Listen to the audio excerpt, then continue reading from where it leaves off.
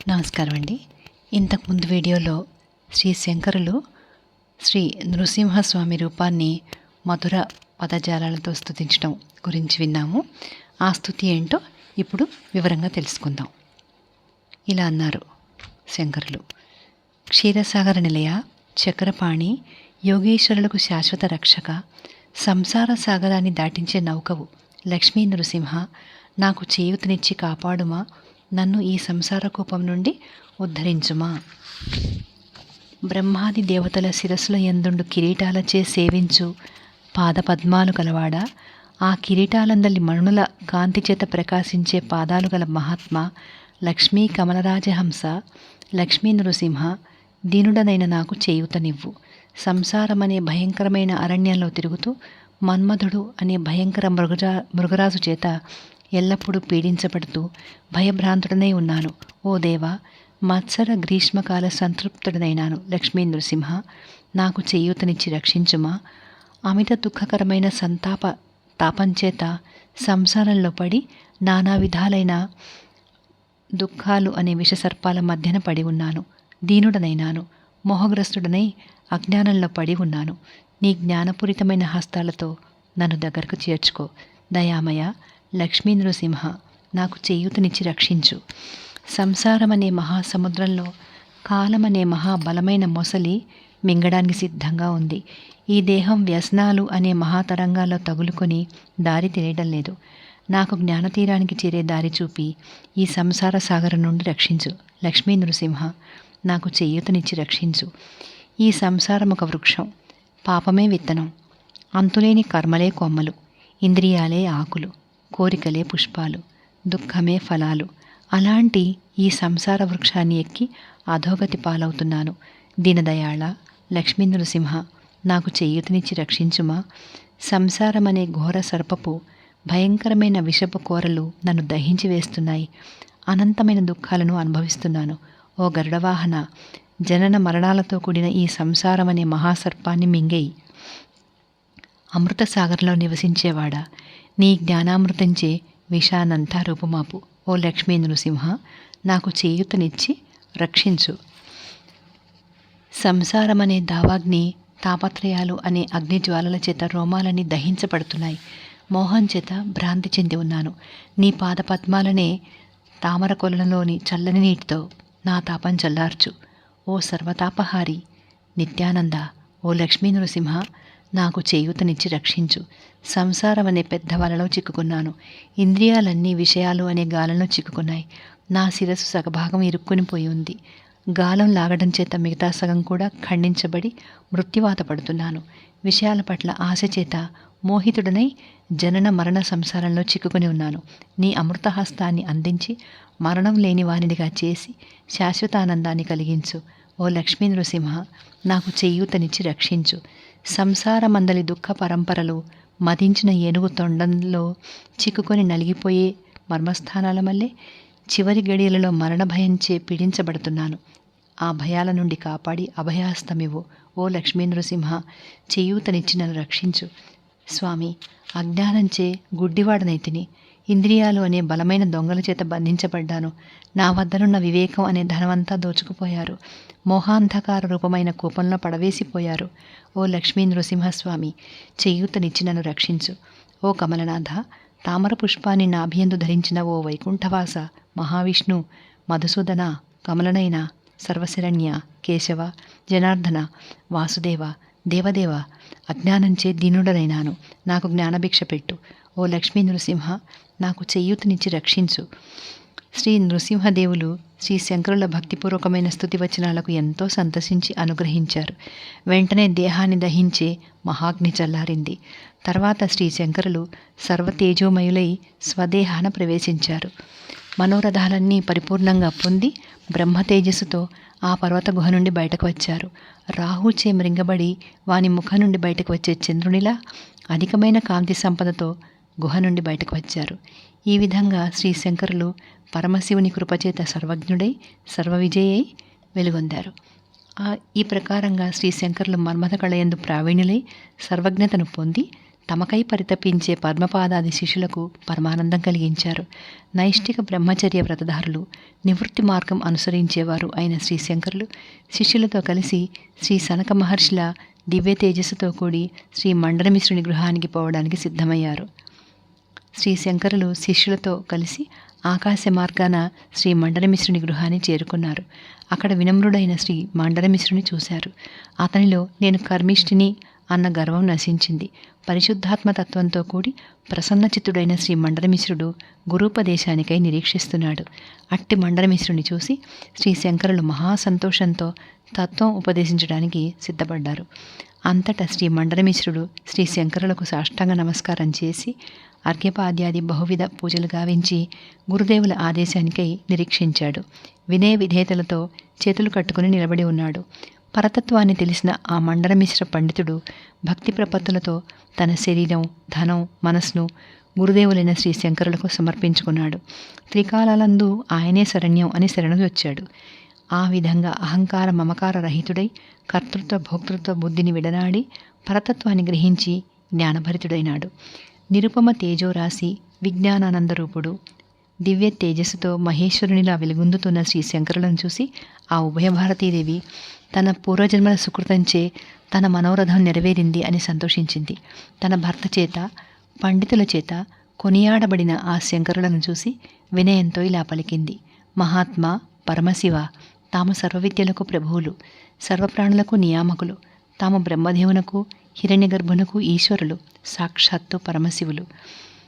మహాత్మా, మన్మథ కళా ప్రసంగాన నన్ను జయింపగల సామర్థ్యం కలిగి ఉండి కూడా లోకానికి చాటి చెప్పడానికి తాము ఆ విజ్ఞానాన్ని స్వయంగా అభ్యసించారు. తాము సర్వజ్ఞులు, దేవదేవులు. ఇది సత్యం. పరాత్పర, పరమశివ, సర్వజ్ఞ, తాము నన్ను వాదనలో జయించి తమ సర్వజ్ఞతను ప్రకటించారు. మేము ఉభయములం వాదనలో ఓడిపోయాం. అయినా అది మాకు అవమానం కాదు. భక్తులమైన మేము పరమశివుడవైన నీ శాసనాన్ని పరిపాలించడం ఆనందదాయకమే, కానీ అవమానం కాదు.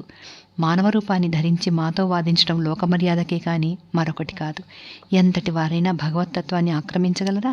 సహస్ర కిరణాలతో ప్రకాశించే సూర్యభగవానుని ప్రకాశం ముందు చంద్రుని కాంతి వెలవెలపోతుంది. అంత మాత్రాన చంద్రునికి అది అవమానం కాదు. ఎందుకంటే సూర్యప్రభావం చేతనే చంద్రాదులు ప్రకాశిస్తున్నారు. అట్లే పరమశివుడవైన నీ స్వరూప తేజస్సు చేతనే మేమందరం చైతన్యవంతులం అవుతున్నాం. అందువలన మాకు అపకీర్తి కానీ పరాజయం కానీ లేవు. బ్రహ్మతత్వం ఉపదేశించవచ్చిన తమకు ఏదీ అడ్డుగా నిలవలేదు. సూర్యరశ్మిలా అంతా జ్ఞానమయం చేస్తున్నారు. మహాత్మా, తమ దర్శన భాగ్యం చేత నాకు శాప విమోచనమైంది. నా జన్మ ధన్యమైంది. నేను బ్రహ్మలోకానికి పోతున్నాను అని పలికి ఆ ఉభయ భారతీదేవి అంతర్ధానమైంది. ఓ దేవి, నువ్వెల్లప్పుడూ అప్రాకృత తేజస్సుతో విరాజిల్లుతూ ఉంటావు. ఆ హిరణ్య గర్భుని ఇల్లాలివి, పరమేశ్వరునికి సోదరివి, సర్వవిద్యలకు అధిష్టాన దేవతవు, సర్వవిద్యాస్వరూపిణివి, మహాదేవివి, జగజ్జననివి, వేదాంతాది బ్రహ్మ విద్యా విహారినివి, లోకాలలో అజ్ఞానాన్ని రూపుమాపి విజ్ఞాన రసాన్ని ప్రసాదించే విద్యాజ్యోతివి, కేవలం చిద్రూపిణివి. నీ యథార్థ స్వరూపాన్ని తెలుసుకున్నాను. ఓ మాతృదేవి, ఋష్యశృంగాది క్షేత్రాలలో పీఠాలు స్థాపించదలుస్తున్నాను. నన్ను అనుగ్రహించి ఆ పీఠాలలో నువ్వు అధిష్టాన దేవతవై శారదా రూపనామాలను ధరించి పూజలందుకో. సకల జనులను కాపాడుతూ ఉండు. సత్పురుషులకు శరణ్యమై జ్ఞానాన్ని ప్రసాదించు. శ్రీ శంకరుల ప్రార్థనను మన్నించిన ఆ దేవి తదహస్తు అని పలికి సత్యలోకానికి పోయి తిరిగి పండిత సభయందు తన పీఠాన్ని అలంకరించింది. సభాసదులందరికీ శ్రీ శంకరుల అద్భుత సిద్ధాంతాన్ని, శ్రీ మండనమిశ్ర ఉభయ భారతీదేవిల సంవాదాన్ని తెలిపి వారందరినీ ఆశ్చర్యపరిచింది. శ్రీ శంకరుల విజయాన్ని, శ్రీ మండనమిశ్రుల వారి పరాజయాన్ని ప్రకటించి శ్రీ ఉభయ భారతీదేవి తన నిజస్వరూపాన్ని ధరించి బ్రహ్మలోకానికి వెళ్ళింది. ఆ తర్వాత ఆ మండనమిశ్రుడు సన్యాసాశ్రమ స్వీకారానికి అర్హుడయ్యాడు. శ్రీ మండనమిశ్రులు తానింతవరకు పరిరక్షిస్తున్న అగ్నిహోత్రాలను పరిత్యజించి కర్మకాండలన్నీ విసర్జించి బాహ్యాభ్యంతర శుద్ధులై జ్ఞాన మార్గాన్ని స్వీకరించారు. శ్రీ శంకరుల పాదాలను ఆశ్రయించారు. అంటే కర్మానుష్ఠానాలు తాపాలను చలార్చవని, శ్రవణ మననాదులను ఆచరిస్తూ సద్గురుదేవుల శరణు పొందాలని అర్థం. పరబ్రహ్మ సాక్షాత్కారాన్ని పొందడానికి ఇదే మార్గం. అప్పుడే శాశ్వతానందం లభ్యమవుతుంది. శ్రీ శంకరులు సన్యాసాశ్రమ పరమధర్మాలను, గృహ గృహ్య సూత్రాలలో చెప్పబడిన విధంగా శ్రీ మండరమిశ్రులకు ఉపదేశించారు. వత్స, జనన మరణాలు లేవు, సంసార గతి లేదు, దృశ్యాలతో కూడిన జగత్తు సత్యం కాదు. 3 కాలాలందు ఏ సద్వస్తువు ఉంటుందో అదే పరబ్రహ్మం. ఆ పరబ్రహ్మం నీవే. ఇది పరమసత్యం. శ్రీ శంకరులు శాస్త్రోక్తరీతిగా మండరమిశ్రుని సన్యాసాశ్రమానికి అర్హుని చేయగా విధిని అనుసరించి శ్రీ మండరమిశ్రులు జ్ఞానభిక్షను కోరారు. తర్వాత శ్రీ శంకరులు తన ప్రియ శిష్యునకు ఆత్మతత్వాన్ని ప్రబోధించారు. మహావాక్యాలలో ప్రధాన వాక్యమైన తత్వమసి మహావాక్యాన్ని అర్థసహితంగా ఉపదేశించారు. ఈ మహావాక్యార్థం ఒకటి తెలుసుకుంటే తక్కిన వాక్యార్థాలన్నీ చాలా తేలిగ్గా బోధపడతాయి. ఇదే జీవబ్రహ్మైక్య తత్వం. విచారించగా జీవుడు బ్రహ్మం అని 2 వస్తువులు లేవు, ఉన్నదంతా బ్రహ్మం ఒక్కటే. అజ్ఞానంచే బ్రహ్మాని జీవుడు అంటున్నాడు. విలువైన రత్నాన్ని చూసిన ఒక అజ్ఞాని కేవలం అది ఒక రాయి అని భావిస్తాడు. అదే రత్నాల గురించి జ్ఞానవంతుడైన వాడు ఆ రత్నం విలువను గుర్తిస్తున్నాడు. ఇదే విధంగా సుఖదుఖాలతో కూడి ఉన్న జీవుని అవివేకి అయిన వాడు బ్రహ్మమని తలుస్తున్నాడు. జగత్తుకు అతీతమైన దృష్టితో చూసే తత్వజ్ఞాని బ్రహ్మాన్ని తెలుసుకుని పరమానంద పరమాత్మే అవుతున్నాడు. ఇదే అద్వైత సిద్ధాంతం, వేదాంతం ప్రతిపాదించే పరమశివం. శ్రీ శంకరులు మరలా ఇలా ఉపదేశిస్తున్నారు. కుండలు మొదలైన దృశ్య పదార్థాల వల్లే శరీరం కూడా జడ పదార్థమే. కాబట్టి చూసే నీవు, చూడబడే ఘటం అంటే శరీరం ఒకే తత్వం అని చెప్పరాదు. శరీరం నామరూపాలతో కూడుకుని ఉంది. ఆత్మ నామరూపరహితం కనుక దేహం ఎప్పటికీ ఆత్మ కాదు. ఘటాదులు చైతన్యరహితాలు, ఆత్మ చైతన్యవంతం. కాబట్టి నీవు శరీరం కాదు. అజ్ఞానం చేత నేను మనిషిని, నేను స్థూలంగా ఉన్నాను, నేను చిక్కిపోయాను మున్నగ భావాల చేత ఈ దేహమే ఆత్మగా తలుస్తున్నాడు. అట్టి అభేదభావం అజ్ఞానం చేత జనిస్తోంది. నేను అంటే ఆత్మ అని అర్థం. ఈ నేను అనేది సర్వజగత్తునకు, సర్వదృశ్యాలకు విలక్షణమైనది. లోకంలో లోప్య పదార్థాలు, లోపక పదార్థాలు అని 2 విధాలున్నాయి. లోప్య పదార్థాలంటే కార్యరూపమైనవి, అంటే ఘటాదుల వంటివి. అట్లే లోపక పదార్థాలు అంటే కారణ రూపమైనవి. ఇవి ఘటాలు తయారు చేయడానికి అవసరమైన దండచక్రాదుల వంటివి. అంటే లోప్య పదార్థాలు లోపక పదార్థాల కన్నా భిన్నమైనవి అని తెలుస్తోంది. అట్లే ఘటాల మళ్ళీ దేహం కూడా లోప్య పదార్థమే, అంటే దేహం కార్యమవుతోంది. అట్టి కార్యరూపమైన దేహానికి కారణం ఆత్మ అవుతుంది. కనుక ఆత్మ దేహం కన్నా విలక్షణమైనది. కాబట్టి దేహం దుఃఖం, అనృతం, నామరూపాత్మకమైంది. ఆత్మ చైతన్యం, ఆనందం సత్యం. ఈ 2 ధర్మాలు పరస్పర విరుద్ధం కనుక దేహం ఆత్మ కాదు అనేది సిద్ధాంతం. ఓ మండరమిశ్ర, ఇంద్రియాలను ఆత్మగా తలచి కర్మిష్ఠుడవు కాబోకు. ఘటం నాది అనే వ్యక్తి ఘటజ్ఞానం కలిగి తాను వేరుగా ఉన్నాడు. ఘటం జడమైనట్లే నేత్రేంద్రియాలు నావి అనే వ్యవహారంలో కూడా నేత్రాలు నావి అని తెలిసే ఆత్మ వేరుగా ఉంది. ఆత్మకు ఇంద్రియాలు విషయాలవుతున్నాయి. ఘటాతుల వల్లే ఇంద్రియాలు కూడా జడాలవటం చేత మనుజునిలా ఆత్మను చూడజాలవు. దృష్టాంతరం, జాగ్రత్త అవస్థలో జీవుడు అన్నిటితోనూ వ్యవహరిస్తాడు. స్వప్నావస్థలో బాహ్యేంద్రియాలు అన్నీ విశ్రమిస్తాయి. అయినా స్వప్నాలు మానసిక వ్యవహారం వల్ల కలుగుతున్నాయి. సుషుప్తిలో మనస్సు కూడా విశ్రమించడం చేతనే ఆత్మ ఒక్కటే ఉంటుంది. స్వప్న సుషుప్తుల్లో ఇంద్రియాలు విశ్రమించడంచే జడాలై ఆత్మ కంటే భిన్నంగా ఉన్నాయి. దీనివలన ఇంద్రియాలు ఆత్మ కాదు అని తెలుస్తుంది. ఆత్మ అంటే చైతన్య పదార్థం. ఆత్మను ఆశ్రయించి ఉండడం చేత ఇంద్రియాలు కూడా చైతన్యవంతమై వ్యవహారాలందు ఆత్మకు సాధనాలై ఉపయోగపడుతున్నాయి. కనుక ఆత్మ చైతన్య పదార్థం అవడంచే జడాలైన ఇంద్రియాలను ఆత్మగా తలచరాదు.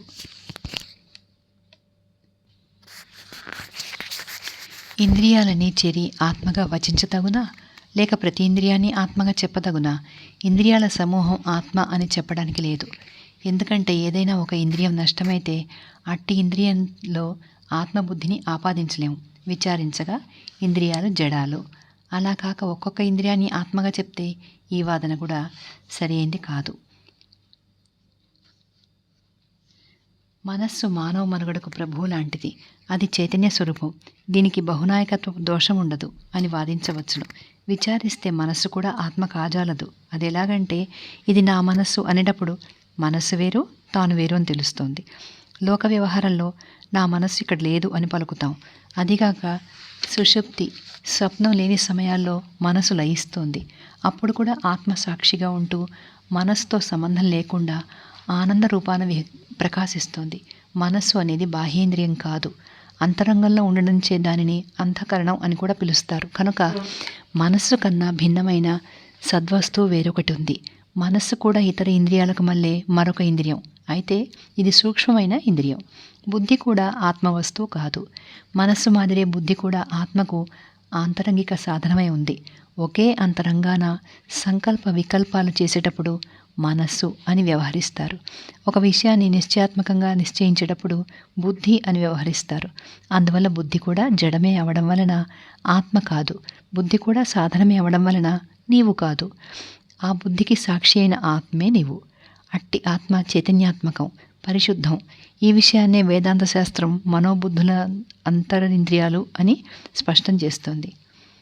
అంటే మనోబుద్ధులు అంతరింద్రియాలు అని స్పష్టం చేస్తుంది.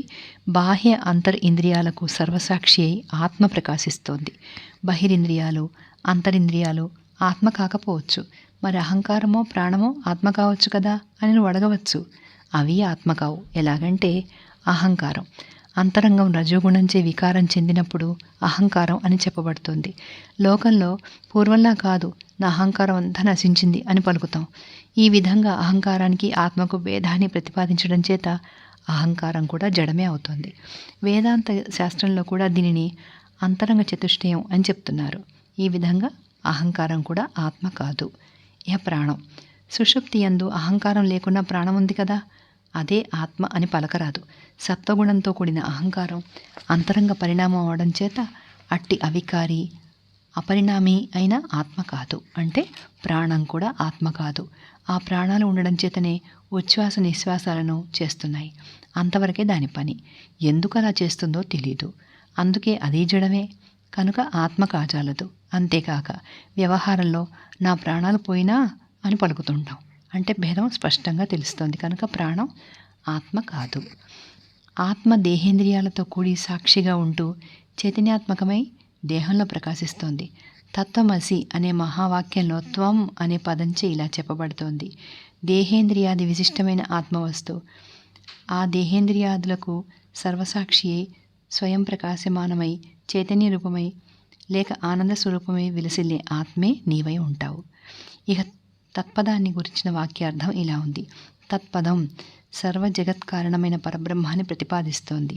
వ్యష్టి అంటే ఒంటరికి సాక్షి ఆత్మ అవుతోంది. సమిష్టికి సాక్షి పరబ్రహ్మం. ఇంద్రియాలన్నీ ఆత్మ చైతన్యంపై ఆధారపడి ఉంటాయి. అట్లే లోకాలన్నీ పరబ్రహ్మ చైతన్యంపై ఆధారపడి ఉంటాయి.